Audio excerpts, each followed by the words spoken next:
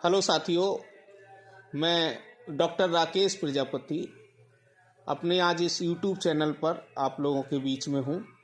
साथियों, एक बहुत महत्वपूर्ण मुद्दे को लेकर के आप लोगों के बीच में हूँ।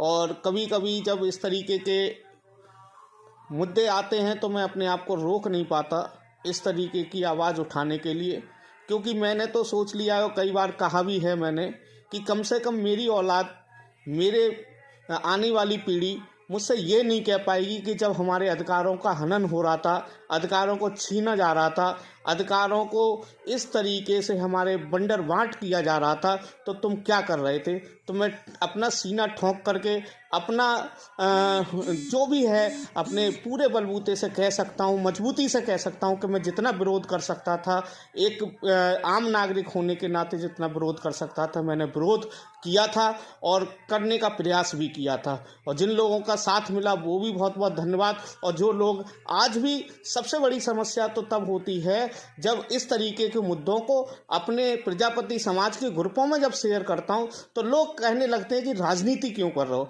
शर्म तब आती है, सबसे बड़ी बात तो ये आती है। मुद्दा क्या है, मैं सबसे पहले मुद्दे पर आता हूं। अभी आप जैसा देख रहे होंगे, उत्तर प्रदेश में आयुष विभाग द्वारा 611 डॉक्टरों की नियुक्तियां हुई थी। 611 डॉक्टरों की नियुक्तियां हुई थी। ये लोक सेवा आयोग द्वारा नियुक्ति हुई थी। और लोक सेवा आयोग का मतलब आप समझ रहे हैं कि ये नियुक्ति कोई आम नियुक्ति नहीं थी। इस नियुक्ति के बाद जो बनने वाले डॉक्टर थे वो 1-1 लाख रुपए सैलरी पाने वाले डॉक्टर थे, 1-1 लाख रुपए सैलरी पाने वाले। तो दोस्तों, इस 611 की नियुक्ति में 435 पद सामान्य के, 435 पद सामान्य के लिए, यानी कि 71.2%, और EWS के नाम पर 61 पद, यानी कि टोटल मिलाकर के 500 पद जो है, मात्र 611 में से 500 पद सामान्य के लिए भर दिए गए। और OBC के लिए मात्र 58 पद 9% लगभग, SC के लिए 29 पद 4.5%, और ST के लिए 4.5% का रिजर्वेशन मिला है।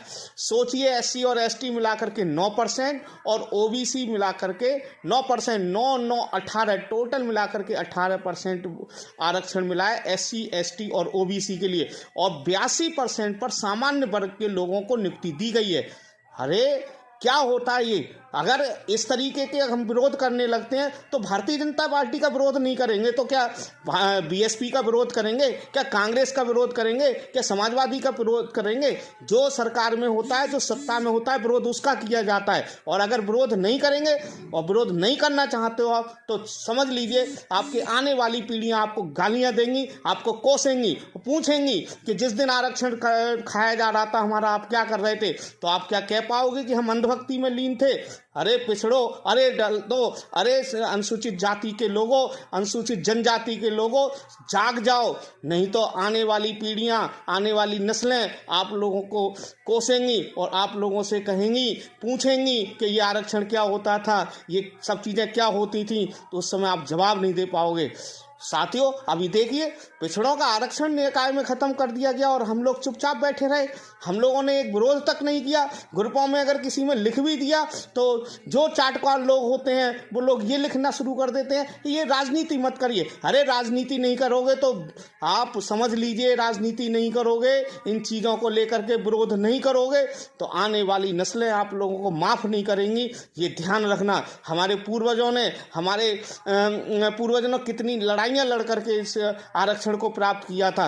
92-93 में जब पिछड़ों को आरक्षण लागू हुआ था, 1931 में अनुसूचित जातियों को आरक्षण लागू हुआ था, तो उस किस तरीके से उन्होंने उस आरक्षण को प्राप्त किया था, ये सोचने का विषय है। और आज हम लोग उसको बचा नहीं पा रहे हैं। तो मेरा बहुत विनम्र निवेदन है सभी साथियों से कि इस वीडियो को ज़्यादा से ज़्यादा शेयर करें। और पिछड़े दलितों और मजलूमों, अनुसूचित जातियों के भाइयों से निवेदन है कि ज़्यादा से ज़्यादा इस वीडियो को शेयर करें। और जब भी इस तरीके का अन्याय हो उसको अपनी मांग को उठाने का काम करें, चाहे उसके लिए हमें किसी भी तरीके की लड़ाई लड़नी पड़े। बहुत बहुत धन्यवाद, बहुत बहुत आभार। ज़्यादा से ज़्यादा वीडियो को शेयर करें। बहुत बहुत आभार।